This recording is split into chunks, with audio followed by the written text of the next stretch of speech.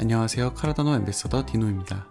5월 4일 찰스 호스키스는 미국의 케이블 TV 뉴스 폭스 비즈니스에 출연하여 암호화폐 시장에 대한 견해와 카르다노의 현재 상황을 어필하는 자리를 가졌습니다. 미국에서 가장 먼저 다오를 법적으로 인정한 와이오밍주에서 주 자체의 스테이블코인 WST를 기획 중에 있으며 이 자리에 찰스 호스킨슨이 초대되어 참여하였습니다. 다들 아시다시피 미국은 현재 암호화폐를 도입함에 있어 여러 단체가 서로 엮여 알력을 행사하고 있기 때문에 어느 정도 법적인 정리가 필요한 상태인데요. 따라서 실질적으로 어떤 결과가 보여지려면 시간이 많이 필요할 것 같습니다. 한편 찰스는 해당 자리에서 카르다노의 프로젝트가 배제가 될지 아니면 함께 나아갈 수 있을지 문의하며 적극적으로 대응한 것으로 보여집니다. 5월 13일 찰스 호스킨슨과 카르다노 재단 CEO가 함께한 메사리 Q1 분석콜이 진행되었습니다. 커뮤니티와 충분히 협의하여 CIP1694 제안을 통해 볼테르 시대에 접어들게 된다면 카르다노는 이제 커뮤니티 결정에 의한 자율 거버넌스에 의해 프로젝트가 진행되게 될 것이라는 것과 앞으로의 성능 확장성에 영향을 줄 히드라와 인풋 엔도스에 대한 설명, 다른 네트워크와 달리 단일 트랜잭션에 수많은 거래를 포함시키되 수수료는 일정한 다중 트랜잭션이 가능하다는 것 등 다양한 장점들과 로드맵들이 소개되었습니다. 뿐만 아니라 IOG에서 연구 중인 카르다노 미노타우로 프로토콜이 활성화된다면 대규모 AI 언어 모델을 카르다노의 POS 프로토콜과 결합한 하이브리드 형태의 리소스 다중 합의 프로토콜을 만들 수 있다는 것과 미국 백악관 산하의 과학 고문이 카르다노의 프로젝트 진행 접근 방식을 선호하고 카르다노의 안정성이 정부나 포춘 500 기업들이 원하는 수준의 높은 보안이 이루어진다는 것 등 평상시에는 잘 들을 수 없었던 업데이트 내용도 공개가 되었습니다. IFCA 컨퍼런스에서 IOG의 히드라 팀이 카르다노의 거래 처리량을 획기적으로 늘릴 수 있는 히드라 인터헤드 프로토콜에 대한 설명을 진행하였습니다. 히드라는 다들 아시다시피 이론적으로 100만 TPS 이상을 발휘할 수 있는 성능 확장성을 갖고 있는 프로토콜인데요. 카르다노 프로토콜의 주요 요소는 아니기에 하드포크가 필요하지 않은 까닭에 아직 도입되지 않은 것으로 알고 계신 분들이 많을 것 같습니다. 카르다노 온체인과는 별개의 인프라를 통해 구성 가능한 방식이므로 현재 메인넷에서 도입하여 사용이 가능하며 월 단위로 커뮤니티 콜을 진행하여 개발 상황과 다양한 구성원들의 피드백을 받으며 다양한 사용 사례를 만들어가기 위해 노력 중입니다. 서로 다른 대륙간에 있는 팀원끼리 히드라 프로토콜로 동영 채널을 만들고 서로 간의 자산을 주고받는 데모 영상이 게시되기도 했습니다. 클릭을 하면 바로 전송이 되기에 굉장히 빠르다는 것을 알 수 있는데요. 특정 상황에 참가하기 위한 거래 대상자들의 자산만 묶인 상태로 카르다노 네트워크와는 별개의 인프라로 연산이 되는 것이기 때문에 이처럼 빠른 모습을 볼 수가 있습니다. IOG에서 작성한 정보거래 방법에 대한 프레임워크 논문이 데이터 에코노미 2023에서 통과되어 워크샵 현장에서 발표가 될 예정입니다. 히드라 프로토콜을 IFSCA에서 발표한 IOG 멤버가 트윗한 것으로 보아 히드라와 관련된 논문으로 보입니다. IOG가 두바이에서 개최된 IEEE 국제 컨퍼런스에 참석하여 제드 스테이블코인에 대한 프로토콜 논문을 발표하였습니다. 최근 찰스는 카르다노 업데이트 영상을 공개하여 IOG는 사이드 체인으로서 미드나잇에 대한 심혈을 기울이고 있는 것으로 알렸는데요. 5월 내내 지속적으로 적재적소의 사람을 채용하는 공지를 자주 볼 수 있었습니다. 카르다노의 우로보로스 POS 프로토콜을 만든 아겔로 KIIS 교수에 이어 수석 연구원 와들러 교수가 영국 왕립학회의 연구원 멤버로 선출되었습니다. 코티가 발행하고 있는 카르다노의 알고리즘 기반 스테이블코인 제드는 현재 이슈 없이 잘 활용이 되고 있는 가운데 작년 12월 달러 기반으로 발행될 예정이었던 이머고에 의해 주도된 USDA는 여전히 보안 감사를 받고 있는 것 같습니다. 지난 4월 말부터 이모고사는 200만 달러의 상금을 걸고 카르다노 생태계의 홍보 및 좋은 프로젝트를 발굴하기 위한 해커톤 이벤트를 진행하였습니다. 하지만 갑자기 10만 달러로 그 상금 규모를 내려버리며 디스당할 소재를 만들게 되었는데요. 아마도 생각보다 해커톤 참여도가 좋지 않아 기획했던 것보다 상금을 내려버린 것 같습니다. 카르다노 재단과 스위스의 중소기업 대상 모금 플랫폼 아크레디우스가 파트너십을 체결하였습니다. 자금이 필요한 중소기업의 성장을 위한 대출 대여 서비스를 카르다노를 기반으로 하는 플랫폼을 통해 제공될 예정입니다. 바이낸스는 BNP라는 이름으로 50여 개가 넘는 스테이크 풀을 운영했지만 최근 한 개의 풀을 제외하고서는 모든 풀에서 ADA를 대부분 언스테이킹을 한 상황을 볼 수 있습니다. 그중 일부는 전에 뉴스로 알려드렸던 지갑으로 약 20억 개 이상이 모여있기도 한데요. 때문에 스테이크된 ADA량을 통한 SPO 도너츠 랭크에서도 1위를 항상 달렸던 바이낸스가 사라지게 되었습니다.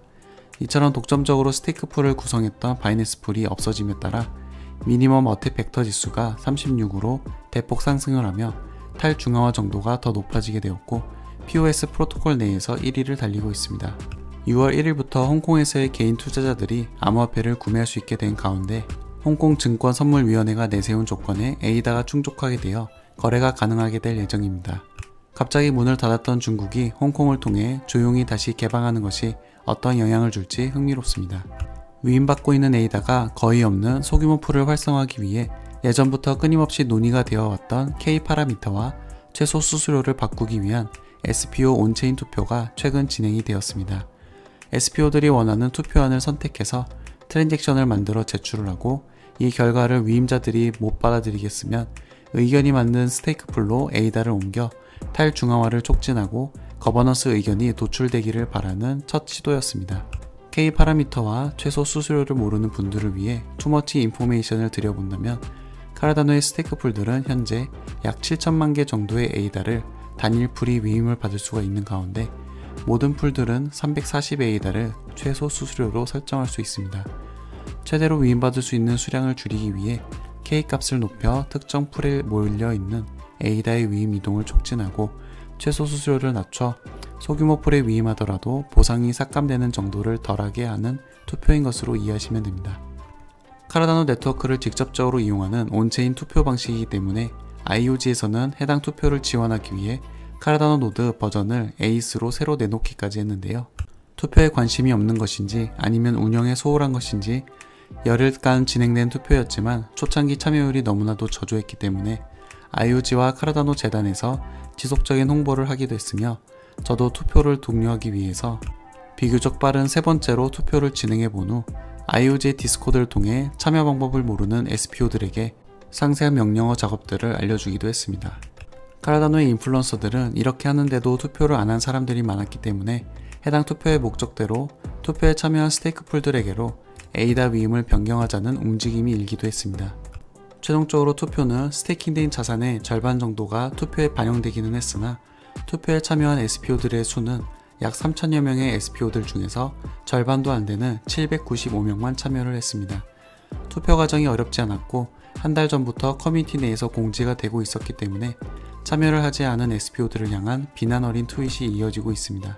5월에 카르다노 생태계 업데이트 정보를 전하는 카르다노 360이 5월 26일 새벽 진행되었습니다. 첫 번째는 볼테르의 진행 상황에 대한 업데이트였습니다. 작년 연말부터 진행되던 볼테르를 위한 CIP1694 제안을 통한 MVG라고 불리는 최소 실행 가능한 거버넌스 구현을 위해 오프라인뿐만 아니라 웹상을 통해 활발한 논의가 이어지고 있으며 희망자는 언제라도 구글 폼을 통해 참가 신청이 가능합니다. 세계 각지 로컬에서도 워크숍이 진행될 예정이니 7월 최종 에딘버러에서 시작되는 워크숍 전까지 커뮤니티 구성원들의 다양한 아이디어와 피드백들이 수집될 것으로 보입니다. 해당 영상에서는 각 로컬 워크숍을 주도하는 일부 인플루언서들이 나와서 각자의 워크숍에 대한 일정과 내용에 대한 설명을 진행하였습니다. 최근 한국의 미덥 앰베서더 분이 CIP1694를 번역하여 공유하기도 했는데요. 한 번쯤 들어가서 보시면 좋을 것 같습니다. 그리고 한국에서도 로컬 워크숍이 있다고 하니 관심 있는 분들은 사전 등록하셔서 참석하시기 바랍니다. 링크는 영상 댓글에 남겨놓도록 하겠습니다. 두 번째는 카르다노와 동일한 UTXO 회계 모델을 갖는 다양한 오픈소스 프로젝트가 소개되었습니다. 이들을 UTXO 얼라이언스라고 칭하며 특정 웹사이트를 통해서도 예전부터 홍보되던 UTXO 기반의 상호 운용성을 통해 새로운 표준과 사용 사례를 공유하고자 노력하는 광범위한 협업관계를 의미합니다. 웹사이트에서 이것처럼 카르다노를 포함한 많은 프로젝트가 얼라이언스 관계인 것을 확인해 볼 수 있습니다. 세 번째는 현재 12,000여 명의 카르다니안들이 주기적으로 사용하고 있는 C-Explorer 팀의 시작과 현재 상황에 대한 소개가 있었습니다. 마지막으로 카타리스트 펀드를 통해 카르다노의 재무부로부터 투자금을 받고 있는 짐벌랩스와 블루시프트에 대한 업데이트가 이어졌습니다. 짐벌랩스는 카르다노 생태계의 다양한 프로젝트에 기여할 수 있는 개발자를 양성하는 곳으로 프로젝트를 기반으로 카르다노의 스마트 컨택트 언어 플루토스를 가르치고 있습니다.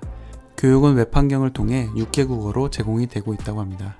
밀코메다 C1 네트워크에서 디파이 서비스를 제공하는 블루시프트는 카르다노 네트워크에서만 사용될 수 있는 카르다노 네이티브 토큰을 카르다노의 EVM 기반 사이드체인인 밀코메다를 통해 EVM 기반 네트워크로 스왑되는 크로스체인 스왑 기능이 제공됨을 소개하였습니다. 서로 네트워크가 다르면 브릿징이나 랩트 토큰을 사용하거나 아니면 거래소로 보내서 해당 네트워크에 맞는 토큰으로 바꾸는 번거로운 작업이 필요하게 되지만 블루치프트에서 지원되는 스왑 항목에 있다면 번거로움 작업 없이 카르다노의 토큰을 EVM 생태계에서의 토큰으로 바로 스왑할 수 있는 편의성을 갖게 됩니다. 해당 영상에서는 카르다노 네이티브 토큰인 NMKR 토큰을 폴리곤의 네트워크인 매틱으로 스왑하는 과정이 시연이 되었습니다. 팀 해리스는 영상의 막바지에 추가적으로 여러 뉴스를 요약해 주기도 했는데요. 앞서 제가 뉴스로 소개해드린 내용과 중복이 되므로 생략을 하도록 하겠습니다. 최근 찰스 호스킨슨이 오랜만에 라이브를 통해 카르다노의 개발 상황을 공개해 주었습니다. 내용이 너무 많기 때문에 해당 글을 정지해서 보시거나 영상 댓글에 남긴 라이움자의 블로그 글을 참고해 보시면 좋을 것 같습니다. 이상으로 카르다노 뉴스를 마칩니다. 시청해 주셔서 감사합니다.